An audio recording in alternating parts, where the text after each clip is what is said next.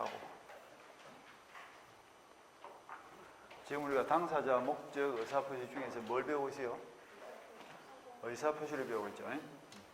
당사자, 목적, 의사표시. 그러면 의사표시는 어떻게 하는 게 정상입니까? 의사와 표시가 일치되고 의사결정에 하자가 없으면 이게 정상이 되죠. 정상적으로 의사표시라면 그 결론은 뭡니까? 유효가 되겠죠. 그럼 반대로 비정상적인 의사표시는 뭐냐? 의사표시가 일치하지 않거나 의사결정에 하자가 있으면 이것이 비정상적인 의사표시인데 몇 가지가 있다? 네 가지가 있다. 그것이 뭐더라? 비진이, 통정의 표시, 착오, 사기, 강박이 있다. 그래서 우리가 비, 통, 착, 사 이렇게 했다. 이거는 비정상적 의사표시이기 때문에 그 결론이 뭐가 될까요? 무효가 되든 아니면 취소요, 지소 가능이요. 정확하게 하세요. 지소 가능이 되든 둘 중 한 개 되겠죠. 그럼 비진이 의사표시는 원칙은 어떻게 돼요? 원칙은 유효인데 상대방이 비진이 사실을 알았거나 알 수 있었을 경우에는 무효가 된다. 통정의 표시는 서로 짜고 하는 것이기 때문에 처음부터 무효가 된다. 전문적으로 우리가 여기까지 본 거예요. 오늘은 착오를 봅니다. 착오는 의사와 표시 불일치를 표의자가 알고 있다, 모르고 있다? 모르고 있다. 자기도 모르고 있으니까 일단은 효력을 준다, 안 준다? 일단은 효력을 준다. 지소 가능이 무슨 말이죠? 유동적 유효죠. 일단은 효력을 주는데 나중에 지소하면 어떻게 돼요? 소급해서 무효 이렇게 해야 돼. 그냥 무효하지 말고 추인을 하면 어떻게 될까? 확정적으로 유효가 되겠죠. 지소 아닙니다. 사회강박도 지소 가능이다. 이렇게 보시면 지소 가능.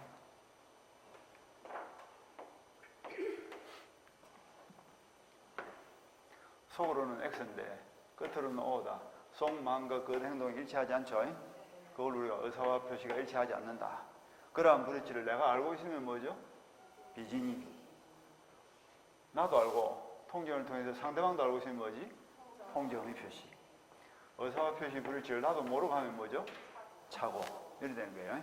그것이 이제 요 세 개고, 사기 강박은 의사와 표시가 일치합니다. 일치하는데 의사를 결정할 때 사기나 강박을 당해서 의사결정을 했다. 통상적으로 정상적인 의사결정은 외부적 간섭이 있어야 돼요, 없어야 돼요? 외부적 간섭 없이 자유로운 의사결정을 해야 됨에도 불구하고 사기나 강박을 당해서 외부적 간섭에 의해서 의사결정을 했다면 설령 결정된 의사를 그대로 표시했다 할지라도 결정 자체가 잘못되기 때문에 결론은 뭐가 된다? 취소 가능이 된다. 그러니까 비통착 요 세 가지는 공통요소가 뭐예요? 의사와 표시가 일치하지 않는 거고, 그 다음에 사기강박은 의사와 표시가 일치하는데 의사 결정이 잘못된 거고, 그 구조가 좀 다르다는 걸 알 수 있죠. 그리고 이제 착오부터 봅니다. 착오.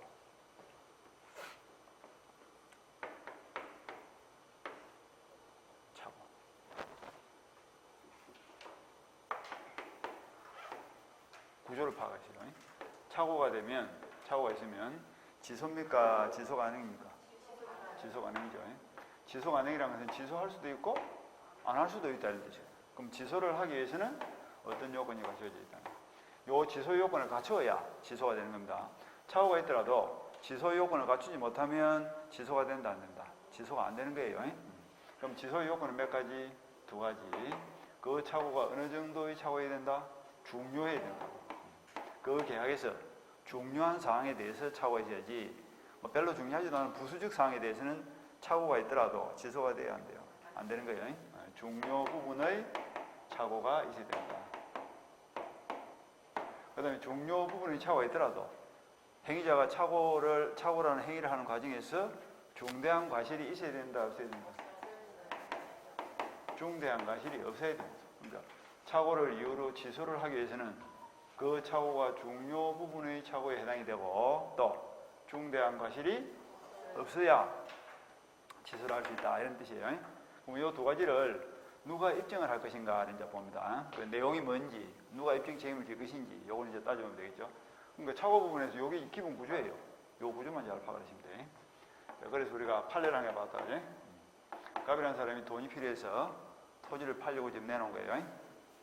근데 어려운 사람이 공장이 좁아가지고 그 땅을 사서 공장을 조금 증축을 하고 싶어. 짓고 싶어. 그래서 3월 1일 날 토지 매매 계약을 체결하고 그리고 1억을 지급하고 5월 1일 날 등기를 넘겨봐서 소유권을 취득한 다음에 공장 허가 신청을 내니까 불허가 처음이 떨어진 거예요. 그 땅은 농사를 지어도 공장을 못 짓는다 이 말이죠. 지금 이제 어려 입장에서 보면 공장을 지을 수 있는 걸로 잘못하고 산 거죠. 근데 공장을 지을 수가 있어 없어? 공장을 지을 수 있는 걸로 알고 샀는데 공장을 지을 수 없다. 내가 생각한 것과 현실이 다르다 말이죠.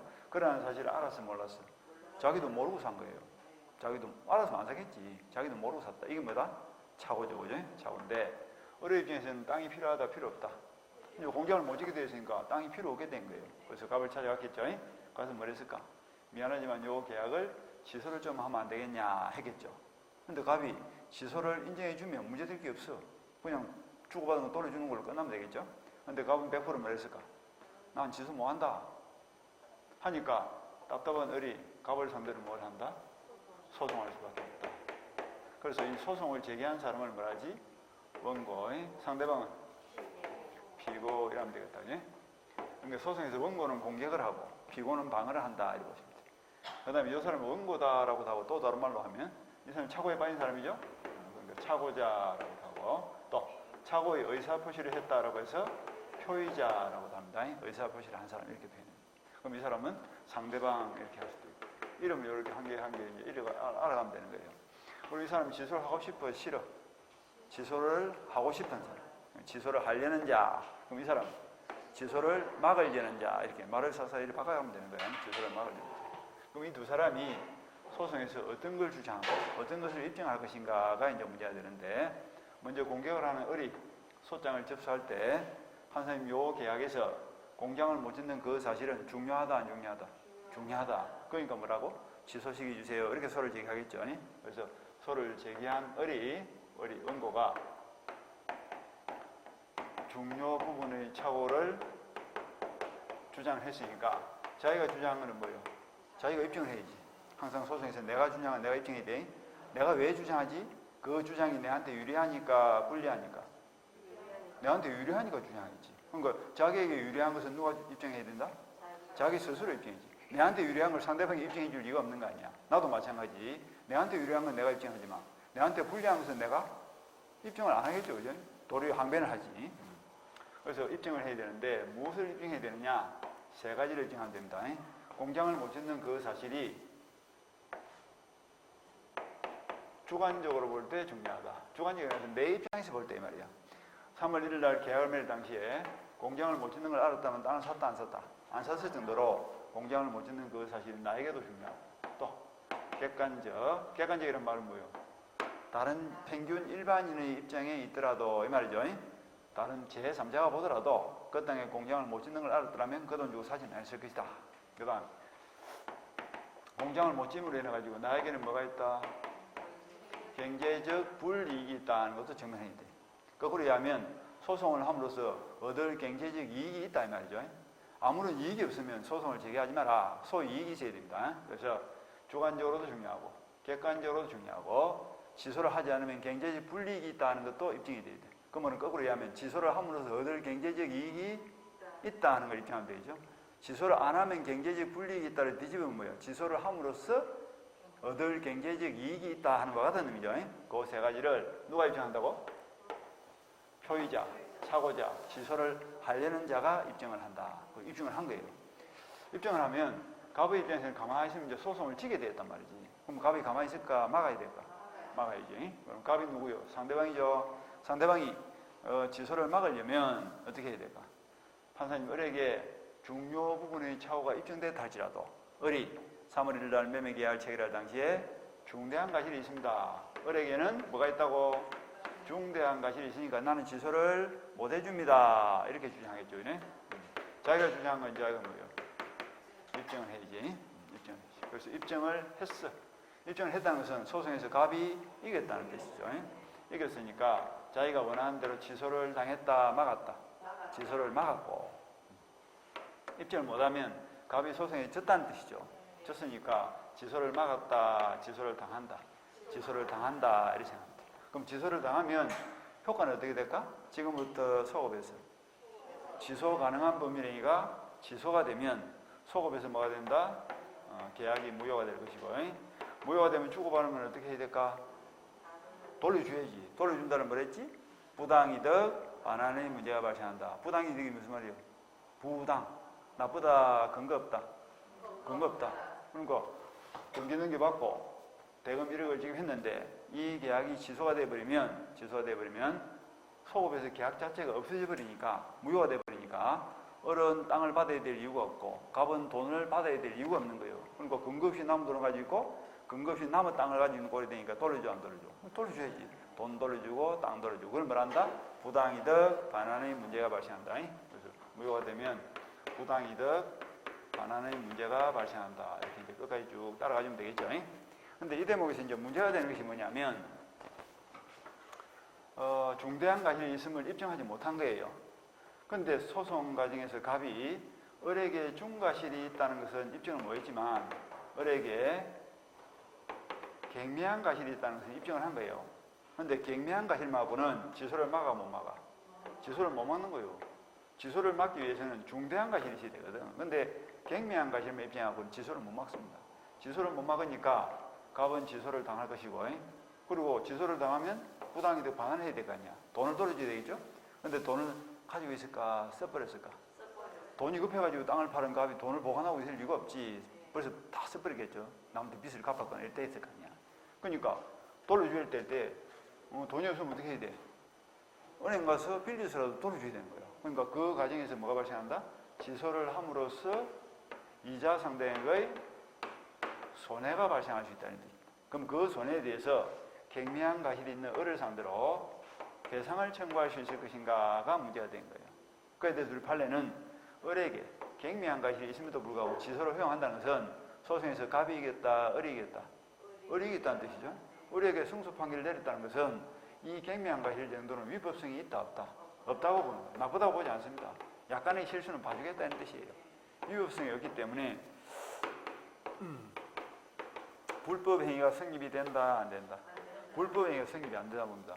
불법 행위가 성립되려고 하면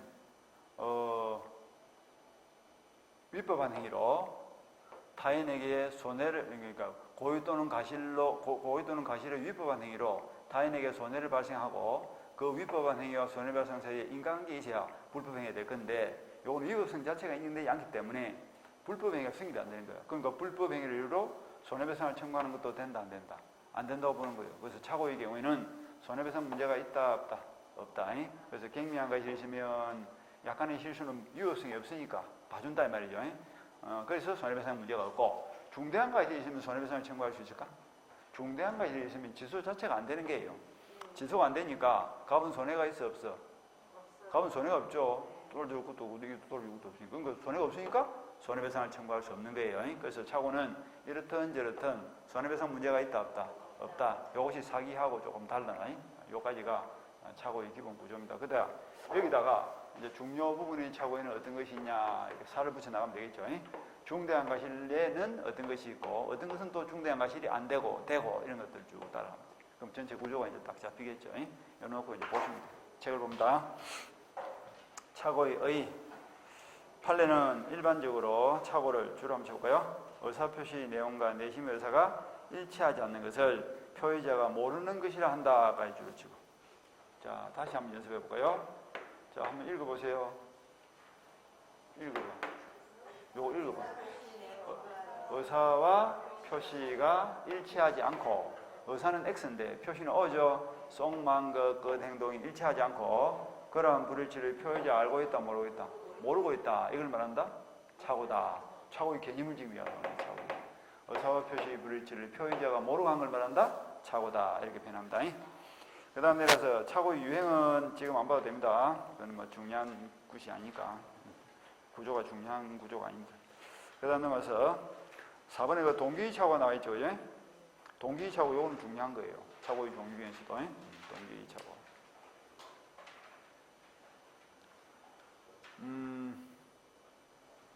동기차고 한번 봐볼까? 이 동기차고는 동기란 말이 뭡니까? 저번주에 우리 동기 한번 봤죠? 저번주가 언제인지도 모른다, 저번주.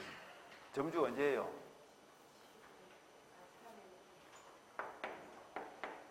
저번주에 우리가 동기불법 이런 거 안 봤나?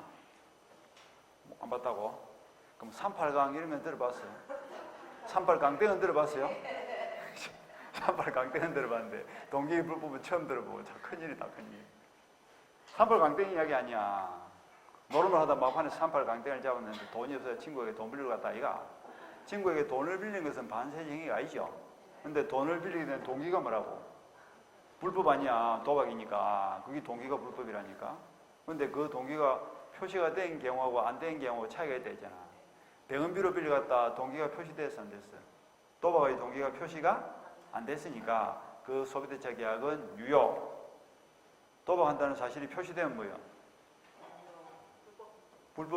동기가 불법이 표시됐으니까 이 불법 원인급으로서 무효. 돈을 받는다, 못 받는다. 못 받는다 이랬죠. 그 정도는 생각이 나줘야지. 근데 여기다 이제 착오를 갖다 끼워넣어야 되니까. 말만 싹 바꿔주면 되잖아. 이게 동기 착오라니까. 동기는 밖에 있는 거예요? 마음속에 있는 거예요? 마음속에 있는 것이기 때문에 그 동기가 항상 똑같아요, 구조가. 그러니까 한 개를 딱 제대로 배우면 그 다음에 똑같은 거 응용을 하면 된다니까. 그 동기가 표시가 됐냐 안 됐냐에 따라서 효과가 달라진다 이러면 되지. 동기가 표시 안 되면 착오로 봐야 안 봐요? 착오로 안 보지. 아까 동기 불법도 마찬가지 아니야. 동기가 표시되면 불법을 보고 동기가 표시 안 되면 불법을 안 보고 똑같아. 동기가 표시가 되면 착오로 보고 취소가 돼 안 돼? 취소되는 거지 뭐. 취소가 되는 거고 동기가 표시가 안 되면 착오로 봐야 안 봐요? 안 보니까 취소가 돼 안 돼? 취소가 안 된다 이러면 될 거 아니야. 구조가 똑같다니까. 동기란 말 놓으면. 예를 한번 들어볼까? 갑이라는 사람이 토지를 팔려고 내놨는데 의뢰한 사람이 소문을 듣지 하니까 요 땅 앞에 지하철 6이 들어선다 그래. 지하철 6이 들어서면 땅값이 내릴까 오를까? 오르겠죠. 그래서 땅값이 오를 거라는 기대하에 어리 3월 1일 날 갑과 토지 매매 계약을 체결하고 대금 1억에 5월 1일 날 이행을 하게 됐다. 근데 계약 맺고 다시 조사를 해보니까 지하철이 안 들어서는 걸로 밝혀진 거예요. 그럼 어려 입장에서는 왜 땅을 샀지? 지하철이 들어서면 땅값이 오를 거다 하는 동기로 땅을 샀는데 지하철이 안 들어서는 바람에 땅값이 오르게 됐다, 안 오르게 됐다? 안 오르게. 여기 동기가 차고. 지하철역이 들어선다는 그 동기의 차고가 생긴 거죠. 그럼 우리 다짜고짜 갑을 찾아가서 갑니는 잘 모르겠지만 내가 마음속으로 지하철 들어서 뭐 땅값이 오를 거라는 생각을 하고 땅을 샀는데 내 생각이 틀렸으니까 이 계약 취소합시다. 돼 안 돼? 그러면 이 계약이 뭐가 되겠냐고. 거래 안정이 깨지는 거야. 갑의 입장에서는 이 사람이 왜 땅을 사는지 알아 몰라? 모르잖아. 그러니까 마음대로 취소해보면 상당히 피해를 본다니까. 그래서 원칙은 취소가 돼 안 돼? 그 동기가 외부적으로 드러나기 전까지는 상대방이 그 사실을 알 수가 없고 따라서 매매라는 거래 안전을 보호를 해야 되기 때문에 취소가 된다 안 된다? 안 된다는 말이지. 그런데 계약을 체결할 때 을이 밝힌 거예요. 지하철역이 들어선다는데 1억에 파시겠습니까? 내가 왜 땅을 사는지를 밝히면 갑도 가격을 정할 때 지하철역이 들어선다는 전제하에 가격을 정했겠죠. 그러면 지하철역이 들어선다는 그 전제가 계약을 맺는 과정에서 표시가 됨으로써 즉 상대방에 알려짐으로써 계약의 내용으로 편입이 된 거예요. 동기가 계약의 내용으로 스며들어 갔다고. 그런데도 불구하고 안 들어서게 됐다면 이제는 계약 내용 자체에 착오가 있는 것으로 봐가지고 이 계약을 취소할 수 있다 없다. 그것이 중요부분의 착오에 해당되고 중대한 과실이 없으면 취소할 수 있다. 이런 논리죠. 그러니까 문제가 너무 표시가 되느냐 안 되느냐 요금 잘 보시면 돼. 그렇게. 그래서 둘째 줄 한번 보자. 둘째 줄. 예컨대 찾았죠. 전철역이 들어설 것이라고 오인하고 토지를 고가로 매수하는 경우와 같이 표시에 대응하는 내심 의사가 존재하지만 그 내심 의사를 결정할 때 동기 또는 의사를 결정하는 과정에 착오가 있는 경우이다. 됐죠? 이게 이제 동기 착오인데 동기 착오가 묻고 물어보는 시험 안 놉니다. 그러니까 그 동기 착오를 어떻게 처리를 할 거냐 하는 건데 그 동기가 표시되느냐 안 되느냐에 따라서 달라진다 이런 뜻입니다. 그래서 이제 어디로 내려가냐 하면 이 책이 조금 문제가 있어요. 동기 착오에 써야 될 내용을 지금 46페이지 제일 밑에 내려가 보세요. 기억해 봅니다. 동기차고의 문제에 대해 있다. 그죠? 여기 지금 기억이 어디로 가야 됩니까? 위로 올라가야 돼. 위로 올라가서 동그라미 4번에 붙어야 되는데 이미 주소가 잘못된 거예요. 그래서 기억과 니은은 딱 묶어가지고 동그라미 4번으로 올려야 돼. 그러니까 기억을 이제 봅시다.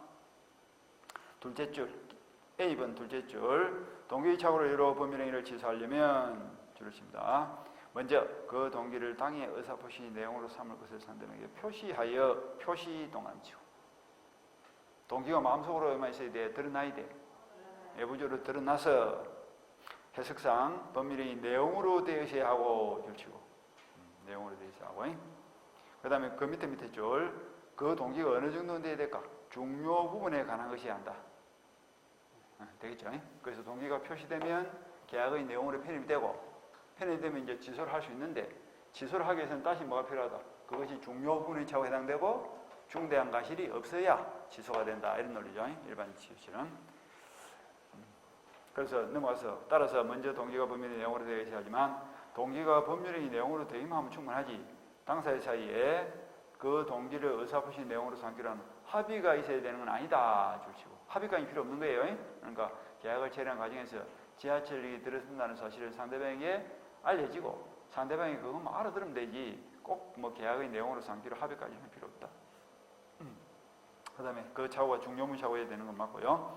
그래서 이제 동그라미 B번은 예외적인 거예요. 동기 차고는 표시가 되어야 취소할 수 있는 것이 원칙인데 예외적으로 줄을 쳐 상대방에 의하여 유발된 동기 차고 줄치고 유발에다 동그라미 치고 이 유발된 동기 차고는 표시 여부와 관계없이 언제나 취소할 수 있습니다.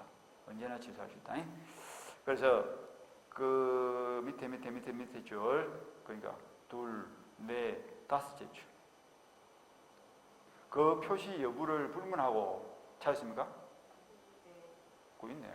그 표시 여부를 불문하고 109조에 의한 취소를 인정하고 있다. 그거 다 줄이시고. 자, 유발된 동기 차고는 꼭 표시가 될 필요가 있다 없다. 동기 차고지만 표시가 되지 않더라도 언제나 취소할 수 있다. 이런 뜻이에요. 그리고는 밑에 판례 박스에서 두 번째 판례가 중요한 거야. 두 번째 판례. 찾았습니까? 상대방에 의하여 유발된 동기 차고와 법률행위 일부 취소하는 말 찾았죠? 그 일부 취소 옆에다 가로 열고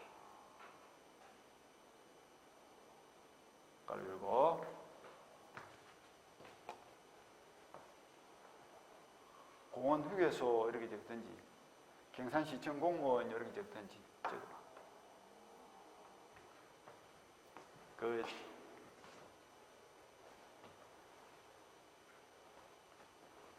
그 판례가 이제 경산에서 일어난 거예요. 경산이 어딘지 알아요?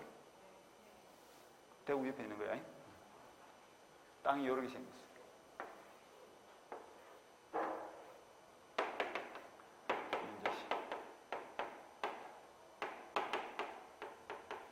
이제 14호선 국도가 있고 국도변에 갑이라는 사람이 토지 한 필지를 가지고 있는데 차도 많이 다녀. 근데 국가가 이 토지를 갑의 토지를 공원용지로 지정을 해버렸어. 공원용지로 지정해버리면 집을 지을 수 있다 없다? 집을 지을 수 없는 거예요. 그러니까 옆에 있는 땅들은 뭐예요? 집을 지어가지고 장사도 잘하고 돈도 많이 벌고 있습니다. 근데 우리 땅은 국가가 공원용지로 딱 지정해버리니까 집을 지을 수도 없고 개발도 안 되는 거예요. 땅 주인이 마음이 아파요, 안 아파요? 마음이 아프죠? 마음이 아픈 거예요. 그래서 경산시청 공무원을 찾아간 거예요. 공무원을 찾아가서 이제 문의를 합니다. 내가 여기다가 휴게소 건물을 지어가지고 차가 많이 다니니까 공원 휴게소를 설치해서 영업을 하고 싶은데 허가 조건이 어떻게 됩니까? 하니까 공무원이 가르치기를 당신 돈으로 건물을 짓고 이 건물과 토지 전부를 국가에다 뭘 해라? 기부 체납을 해라. 기부 체납을 하면 국가에서 소유권을 취득한 다음에 한 30년간 무상으로 빌려줄게 해야 되는 거예요. 그러니까 갑이 집에서 가만히 계산을 해보니까 땅을 가만히 놀려놓고 있는 것보다는 토지를 전부 국가에 넘겨주더라도 30년간 영업을 하는 것이 훨씬 득이 될 것 같아요. 그래서 건물을 짓고 기부를 했습니다. 그리고 소유권이 국가로 넘어갔는데 그러고 나서 한 1년 정도 영업을 했어요. 영업했는데 그 뒤에 갑이 무슨 사실을 했냐? 공무원이 잘못 가르쳐준 사실이라는 거예요. 사실 법령에 따르면 건물을 짓고 건물이 안전 땅만 국가에 기부를 하면 되는 것이지 나머지 땅은 기부를 안 해도 되는 땅을 기부를 해버리는 거예요. 그런데 요 기부를 안 해도 되는 땅이 기부를 해야 되는 땅보다 한 16배는 되는 넓은 땅이에요. 그러니까 갑이 이 땅이 아까워 안 아까워? 안 줘도 되는 땅을 준 거예요. 안 줘도 되는 걸 알고 줬다 모르고 줬다? 차고죠, 그죠? 근데 왜 차고가 생겼을까? 공무원이 잘못 가르쳐준 거예요. 그러니까 상대방이 갑의 차고를 어떻게 했다고? 유발을 시켰다. 이게 유발된 차고예요. 유발된 차고의 경우에는 누가 나빠? 상대방이 나쁜 거예요. 따라서 이때는 갑을 보호를 해야 돼, 안 해야 돼? 해야 되기 때문에 그 동기가 표시가 됐든 안 됐든 관계없이 언제나 갑은 뭘 할 수 있다? 이 유발된 동기 착오로 인한 기부 체납 계약을 취소를 하고 땅을 돌려받을 수가 있다. 이런 뜻입니다. 그게 유발된 동기 착오는 표시 여부와 불문하고 언제나 돌려받는다 하는 말 그런 뜻이에요. 그런데 이 기부 체납 계약을 전부를 취소를 해버리면 갑은 이길까 손해일까? 엄청난 손해를 보겠죠. 그죠? 왜냐하면 전부를 취소해버리면 땅은 돌려받겠지만 공원 휴게소 설치 허가를 받기 전의 상태로 토지를 어떻게 해야 돼? 원상복구를 시켜야 되는 거야. 그러면 건물을 철거해야 된다는 뜻인데 건물을 짓느라고 돈 들어가고 허가 받느라고 돈 들어가고 건물 철거하는데 또 돈 들어가고 30년간 영업 못해서 또 손해를 보고 2중 3중 손해를 보는 거야. 그럼 내가 입장에서 볼 때, 갑의 입장에서 볼 때 가장 합리적인 것은 뭘까? 줘야 될 거는 주고 안 줘야 될 것만 취소하는 게 제일 좋겠죠. 그죠? 그러니까 이걸 말한다. 전부 취소, 일부 취소. 계약의 일부만 취소할 수 있다. 그런데 일부 취소에 대해서 민법에 규정이 없기 때문에 저번 주에 우리 배운 거 일부 무효의 범위를 유추중해서 우리 판례는 일부 취소를 인정합니다. 그래서 취소를 해야 될 부분과 취소를 안 해도 되는 부분이 가분적이어야 돼. 토지는 가분이냐 불가분이냐? 가분이죠. 이렇게 선만 치면 딱 자를 수가 있잖아. 가분적이어야 되고 갑과 A의 의사표시가 계약을 체결할 당시에 이 부분이 없더라도 이 부분만이라도 공원 휴게소 설치 허가를 냈을 것이다 하는 가상적 의사가 인정되면 되는 거야. 그러면 일가분적이고 가상적 의사가 인정되면 취소를 해야 될 거는 취소하고 취소 안 해야 될 거는 국가로 넘겨주고 그게 무슨 취소다? 일부 취소다. 그래서 논점 두 개입니다. 유발된 동기 착오는 표시 여부를 불문하고 언제나 취소할 수 있고 취소를 하더라도 무슨 취소? 일부 취소를 인정한다. 그래서 이제 판례 박스를 이제 봅니다. 판례 박스에서 두 번째 판례. 시로부터 무슨 시? 경산시. 시로부터 공원 휴게소 설치 시행 허가를 받음에 있어서 담당 공무원의 법령 오해로 인하여 잘못된 해시된 공문에 따라서 동기 착오를 일으켜서 법률상 기부 체납 의무가 없는 휴게소 부지 16배나 되는 토지 전부와 휴게소 건물의 시에 정리한 경우에 휴게소 부지와 지상 건물에 대한 부분을 제외한 나머지 부분에 대해서만 법률행위 중요 부분의 착오이다. 따라서 나머지 부분만 뭐라 할 수 있다? 중요 부분 착오로서 취소할 수 있다 이 말이죠. 그래서 판례를 읽어봐도 이게 논점이 잘 안 잡혀요. 그죠? 그냥 물 흐르듯이 줄줄 흘러가 버리니까 뭐가 탁탁 걸려줘야 되는데 그게 안 된다. 그래서 딱 이렇게 하고 있습니다. 유발된 동기 착오는 표시 여부를 불문하고 뭐다? 언제나 취소할 수 있고 취소를 하더라도 전부 취소, 일부 취소를 인정한다. 이렇게 딱 정리를 합니다. 끝까지 보시고 책이 편지가 조금 잘못된 것 같다. 그 동기 착오는 그 기억 A, B를 기억의 동기 착오 문제는 그 동안 4분을 끌어올려주고 그 다음에 이제 봅니다. 다시 46페이지로 나가서 양가로서 한번 큰 타이틀 뭐라 되어 있어요? 착오로 인한 취소권 발생 요건 1번 뭐라 되어 있다? 중요 부분의 착오가 있을 것 좀 치고 여기까지 온 거죠? 중요 부분의 착오가 있을 것. 그러면 넘어가서 47페이지를 봅니다. 책을 넘어가면 안 되지. 페이지만 넘어가야지. 47페이지 제일 밑에 리언에 뭐라 되어 있노? 중요 부분의 착오가 어떻게 되면 인정이 될 거냐? 판단 기준이 나와 있죠? 아까 우리 판단 기준 뭘 봤어요? 쭉 봤네. 주관적, 객관적, 경제적 분리 그걸 찾으면 되겠죠? 그래서 이중기준설 이래가지고 첫째 줄에 표의자가 그러한 착오가 없었더라면 그 의사표시를 하지 않았을 정도로 중요한 것이다. 이게 무슨 말이야? 주관적 중요성이죠. 그 다음 밑에 일반인도 동그라미치고 표의자의 처지에 있었더라면 그러한 의사표시를 하지 않았을 생각될 중요한 것이다. 이게 뭐야? 객관적 기준이죠. 객관적 기준. 그 다음에 B번은 뭐 굳이 볼 필요 없어. 이중기준설만 잘 보면 되겠죠. 주관적으로도 중요해야 되고 객관적으로도 중요해야 된다. 그 다음에 또 하나 빠진 것이 뭡니까? 경제적 불이익이죠.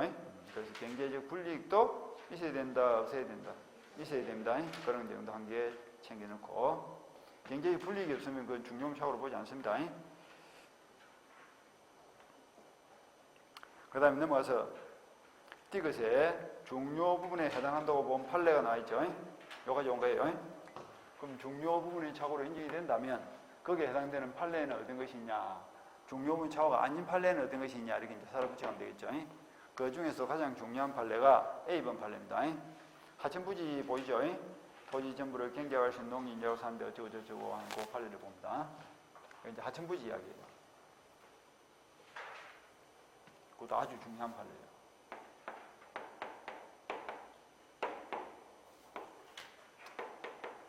A가 을을 찾아서 말하기를 갑이라는 사람이 급전이 필요해서 시가 2억짜리 토지를 지금 1억에 팔려고 내놨는데, 절반값에 팔려고 내놨는데 다른 사람 주기 아까워가지고 니한테만 내가 살짝 기뜸을 해주니까 남들 채가기 전에 빨리 살아야 되는 거예요. 그럼 여러분이 을이라면 덜렁 살까 좀 의심이 들까? 의심이 들어야 되겠죠? 친구야, 니한테만 내가 이야기한다. 조금 지가 사지, 그지? 남한테 몰아주겠냐고. 그러니까 을이 A를 말한다. 혹시 그 문제가 있는 땅 아이가 물어본 거예요. 하니까 중간에 소개하는 A가 말하기를 이 토지가 1300평 정도 되는데 그 중에서 한 60평 정도, 거의 뭐 60평 정도가 하천부지로서 조금 못 쓰는 땅이고 나머지는 문제될 게 없다. 거의 전부가 뭐 농사를 다 지을 수 있는 땅이다. 좋은 땅이다. 그래서 급정이 필요해서 이렇게 나왔으니까 살아야 되는 거예요. 그래서 이제 우리 그 말을 믿고 3월 1일 날 매매 계약을 맺고, 그리고 1억을 주고 5월 1일 날 이제 등기를 넘겨받기로 한 거예요. 이행을 하게 됐다. 그래서 계약을 맺고 나서 3월 한 3일쯤 내가 이틀 뒤에 이제 가본 거예요. 가서 보니까 1300평 중에서 60평이라도만 600평 정도가 못 쓰는 땅이에요. 중요해요, 안 중요해요? 토지 거의 절반 정도가 못 쓰는 땅인 것으로 바뀌진 거예요. 못 쓰는 땅. 하천바다로 내려앉아 못 쓰는 땅. 그럼 가격 어려 입장에서는 누가 봐도 이거는 중요 부분을 차거든. 이걸 뭐라고 표현하냐면 해난 경계에 관한 착오는 중요 부분을 차고다 이렇게도 표현합니다. 지금 현재 해낭이 무슨 말입니까? 현재의 상황이죠. 소개받을 당시에는 거의 전부가 다 쓸 수 있는 땅이다. 소개를 받았는데 현재의 상황이 어떻게 해요? 절반 정도가 못 쓰는 땅으로 바뀌었다. 해낭의 착오죠. 그런데 계약을 맺은 매수인 입장에서 이게 중요하다 안 중요하다? 내가 봐도 중요하고 남이 봐도 중요하고 경제적 불이익도 있죠. 중요한 착오를 인정하는 거예요. 중요한 착오가 되면 이걸 문제 삼아가지고 을에게는 뭘 할 수 있다? 취소를 할 수 있는 권리가 생긴 거예요. 중요한 착오가 되니까 취소금이 발생했어. 그런데 을이 취소를 하지 않고 망설이고 있습니다. 왜 망설이고 있냐? 반값이잖아. 반값이잖아. 값이 싸잖아요. 그래서 이제 토목업자를 찾아가서 공사업자를 잘 물어보니까 내한테 5천만 원만 주면 흙을 부어가지고 성토를 해서 정상적인 토지를 만들어 주겠다 이럽니다. 그러면 을의 입장에서 1억 5천 투자해가지고 2억짜리 땅을 만들어 준다니까 그것도 해볼만 한 거 아니에요. 그래서 이제 땅을 살까 아니면 뭐 계약을 취소하고 다른 땅을 살까 이 머뭇거리고 있는 상태에서 4월 1일 날 중도금 날짜가 넘어와 버린 거예요. 을이 중도금 안 줘버린 거야. 그럼 을이 중도금 안 주는 순간 뭐가 돼버려? 채무불이익이 돼버렸죠.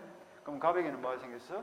4월 1일부로 을의 채무불 이행을 이유로 그 계약을 해제할 수 있는 권리가 생긴 거야. 저번에 우리가 배울 때 법정 해제 이야기죠. 채무불이행이 있으면 법정 해제를 할 수 있잖아요. 그러니까 지금 현재 전체 계약을 놓고 보면 매도인에게는 뭐가 생겼다? 해제권이 생겼고 매수인에게는 뭐가 생겼다? 취소권이 생겼고 둘 다 계약을 깰 수 있는 권리가 생긴 거예요. 그런데 갑이 동작이 빨랐어. 해제를 해버린 거예요. 해제해버리면 이제 어떻게 될까? 소급해서 이 계약이 무효가 될 거 아니야. 계약이 무효가 돼버리면 어떻게? 처음부터 계약을 안 맺은 거 보니까 주고받은 거 다 돌려주고 없던 걸로 돼버리겠죠? 그리고 채무불이행을 한 을은 계약을 맺으면서 지급한 계약금 1,000만 원 뭐가 된가? 몰수를 당하는 거야. 요즘 잘못했으니까 계약이 해제되면. 그러니까 을의 입장에 좀 억울한 면이 있죠. 내가 먼저 지수를 했더라면 어떻게 될까? 계약금도 돌려받을 수 있고 손해배상 안 해줘도 되는 이익이 있잖아. 그러니까 을이 법원을 찾아가서 판사님 나도 지수를 할 수 있는 권리가 있으니까 이 해제된 계약이라 할지라도 지소권을 인정해 주세요라고 소리를 지게 한 거야. 그러니까 가게된 판례가 이미 계약이 무효가 돼가지고 깨고 말고 할 것도 없는데 무엇을 취소할 거냐? 네가 동작이 늦었으니까 취소 안 된다는 게 판례였어. 근데 최근에 바뀐 판례에서는 해제가 됐어. 무효가 된 무효가 된 사건이라 할지라도 지소권자가 지소를 함으로써 얻을 이익이 있다면 지소권을 인정한다 안 한다? 인정한다는 걸 판례예요. 뭐 어른 얻을 이익이 뭐고 계약금도 돌려받을 수 있고 그 다음에 손해배상을 안 해줘도 되는 이익이 있잖아. 그러니까 논리에 어긋난다 할지라도 무효가 된 계약이라도 뭘 한다? 지소권을 인정한다. 이것도 엄청 중요한 거예요. 그러니까 해제가 된 계약도 지소를 인정한다 안 한다? 한다는 판례. 그러니까 논리가 두 개다. 논점이. 자, 다시 봅니다. 경계 해낭에 관한 착오는 중요 착오다 아니다. 중요 부분의 착오에 해당된다 하는 거하고 해제가 된 계약도 착오를 이유로 취소를 인정한다 안 한다? 인정한다 하는 거. 요 두 개 논점을 딱 챙기셔야 돼. 아주 중요한 판례. 자, 이제 A번 판례를 봅니다. 토지 전부를 경작할 수 있는 농지인 줄 알고 매수했으나 청량계가 절반의 면적이 하천이라면 이건 중요 착오에 해당한다 안 한다? 중요 부분의 착오에 해당이 된다 하는 거 하고 그 다음에 51페이지로 넘어갑니다. 51페이지 제일 위에 동안은 2번 찾았죠? 거기 별표를 딱 치고 이 시험에서 많이 나오는 판례입니다. 동안은 2번 찾았죠? 그리고 줄을 쳐. 계약 해제 후 착오로 인한 취소가 될 것인가 하는 건데 그 판례를 읽어보면 금방 알고 하천부지 이야기야. 매도인이 줄을 쳐. 매수인의 중도금 채무 불이행을 이유로 매매계약을 적법하게 해제한 후가 이줄 치고 아까 어디 중도금 안 줬죠? 그 중도금 미지급이라는 채무 불이행을 이유로 매매계약을 어떻게 했다고? 적법하게 해제를 해버렸다. 해제를 했으니까 소급에서 계약이 뭐가 됐을까? 무효가 됐죠? 무효가 된 계약도 그 밑에 줄. 매매 계약에 따른 계약금 반환을 받을 수 없는 불이익을 면하기 위하여 착오를 이유로 한 지소권을 행사하여 위 매매계약 전체를 무효로 돌리게 할 수 있다. 줄치고. 그러니까 간단히 줄이면 무슨 말이고 해제가 된 계약도 착오로 인한 취소가 된다 안 된다?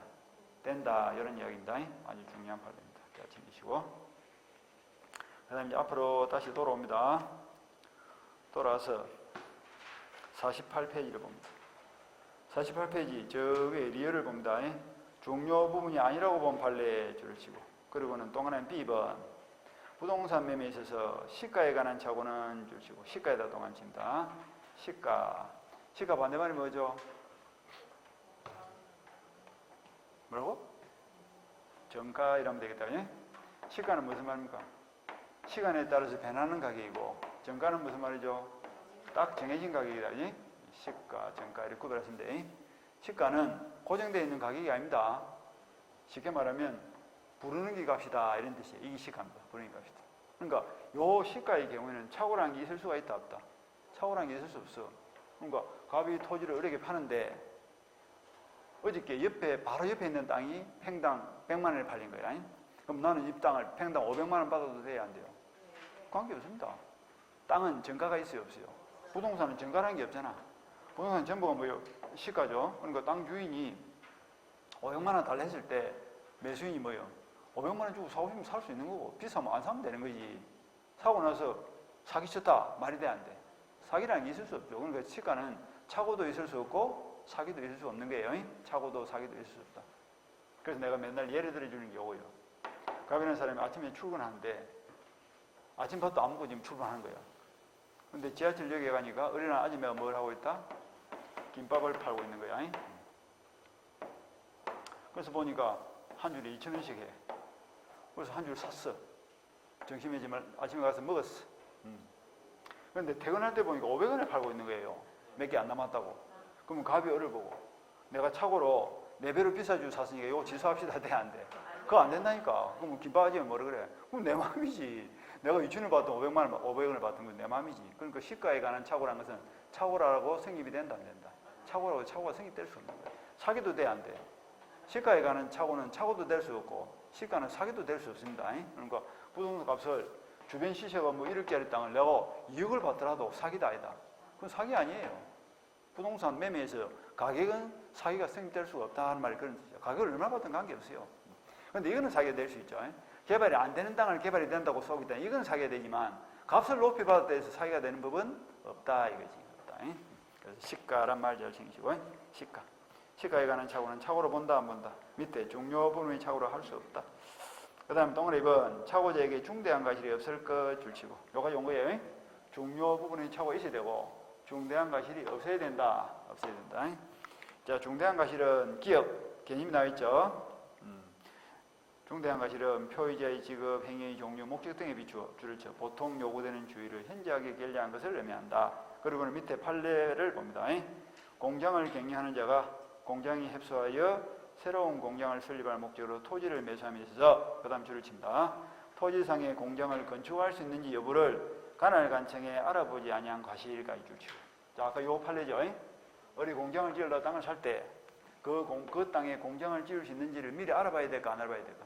미리 알아보고 사야지. 알아보지도 않고 덜렁 샀다면 신중했다, 덜렁댔다. 덜렁댔다가 무슨 말이고? 중대한 과실이 있다. 중대한 과실이 있으니까 취소가 될까 안 될까? 취소가 안 된다 이런 뜻입니다. 취소를 막아. 취소가 안 된다. 중대한 과실이 있다. 그 다음에 띠가 넘어가서 중대한 과실을 부정한 판례 줄치고 그리고는 두 번째 판례를 봅니다. 부동산 중개업자가 줄치고 이거는 무슨 말이냐면 부동산 중개업자가 매수인에게 사거리 코너에 있는 좋은 건물입니다 이렇게 소개를 한 거예요. 그래서 매수인이 부동산 중개업자의 말을 믿고 건물 매매 계약을 체결했는데 계약 맺고 와서 보니까 한동 안쪽에 있는 건물이요. 중요해요 안 중요해요? 중요하고. 그런데 매수인이 누구 말을 믿었다? 부동산 중개업자의 말을 믿고 샀죠. 그러면 부동산 중개업자가 누구지? 부동산 전문가예요, 전문가. 전문가의 말을 믿고 샀으니까 신중했다, 덤벙댔다. 신중한 거죠. 중대한 과실이 있어, 없어? 없다고. 중대한 과실이 없으니까 취소를 해요, 못해요? 취소를, 아까 여기서 중대한 과실이 없으면 취소를 한다, 이러잖아. 취소할 수 있습니다. 취소한다. 중개업자가 이 말이 중요한 거예요. 그거하고 이제 비교되는 판례가 뭐냐면 저 위에 올라가 보세요. 제일 위에 있는 판례 봐볼까? 공인된 중개사나 신뢰성 있는 중개기관을 통하지 않고 이래죠. 예? 중개사를 전문가의 말을 조언을 듣지 않고 매매 계약을 했다면 신중했다, 덤벙대했다. 덤벙대했으니까 중대한 과실이 있어 없어? 중대한 과실이 있는 거예요. 그러니까 취소를 한다, 뭐 한다, 못 한다 이런 뜻이죠. 그리고 그렇게 비교를 하시면 돼. 예. 그다음에 내려가서 동그라미 3번 표의자의 착오를 상대방이 알고 이용한 경우 줄치고. 요거는 예외적인 판례입니다. 원래 중대한 과실이 있으면 취소가 돼야 안 돼요. 취소가 안 돼야 됩니다. 중대한 과실이 있으면 취소가 안 돼야 되는데 또 불구하고 요 판례는 뭐다? 취소가 되는 판례예요. 을에게 중대한 과실이 있는데 상대방 갑이 어떻게 했다고? 을의 그 중대한 과실을 이용해서 계약을 체결했다면 누가 더 나빠요? 이용한 이놈이 더 나쁜 거예요. 따라서 이때는 을은 중대한 과실이 있더라도 취소할 수 있다는 판례입니다. 그래서 파란 것을 읽어보면 표의자의 착오가 줄을 쳐 표의자의 중대한 과실로 발생하였으나 상대방이 표의자의 착오를 알고 이용한 경우 이때는 표의자가 의사표시를 취소할 수 있는지 여부 적극 무슨 말이에요? 취소할 수 있다 말이죠. 긍정 아이가 취소할 수 있다. 그 다음에 효과 내려서 이렇게 해서 중요물 착오가 있고 중대한 과실이 없으면 뭐가 된다? 취소가 된다. 지소권 발생 줄치고 지소권이 발생되고 그 다음 마지막 줄 지소라면 어떻게 된다 했죠? 여기까지 온 거 아닙니까 지금? 지소가 되면 어떻게 돼요? 소급해서 무효가 되고 무효가 되면 주고받는 것은 부당이득 반환을 해야 된다 하는 말 따로 나오죠. 그 다음에 넘어가서 입증책임 봅니다. 양가로 5번 입증책임. 그 위에 있는 것들은 지금 볼 필요 없고 1번 표의자는 뭘 입증하죠? 중요 부분의 착오를 입증하고 2번 상대방은 뭘 입증해야 될까? 여기서 이제 조심해야 될 거. 중대한 과실이 있다는 걸 입증해야 될까? 없다는 걸 입증해야 될까? 상대방이 유리한 걸 입증해야 되겠지? 중대한 과실이 있다는 걸 입증해야 돼. 있다는 걸 입증해야 취소를 막을 수 있지. 없다는 걸 입증하면 지가 소송이 지는데 지 죽을 짓을 왜 하냐고. 그러니까 항상 소송에는 자기한테 유리한 건 지가 입증한다. 중대한 과실이 있음을 입증해야지 중대한 과실이 없음을 입증한다. 이러면 틀린 말이 되는 거야. 거기서 많이 틀립니다. 중대한 과실이 있음을 입증해야 된다. 그 다음에 다른 제도에 관계해서 손해배상 문제 줄치고 아까 여기서 중대한 과실이 입증이 안 됐어요. 근데 경미한 과실을 입증을 했다고 하더라도 위법성이 있다 없다? 위법성이 없기 때문에 불법행위가 성립이 안 되고 따라서 손해배상 문제는 발생한다 안 한다? 안 한다 그랬죠? 그 이야기입니다. 그래서 착오를 이유로 취소가 된 경우에 그로 인해 상대방의 손해가 발생한 때에도 넘어가서 줄을 칩니다. 표의자는 불법 행위로 인한 손해배상 책임을 지지 않는다. 그 다음 동안에 이번 중요하다 했죠? 해제된 계약도 취소할 수 있다 없다? 취소할 수 있다는 판례 잘 챙기시고 자 여기까지 봤고요. 그 다음 이제 사기 강박 봅니다. 사기 강박. 사기 강박은 조금 쉬었다 할까? 좀 쉬었다.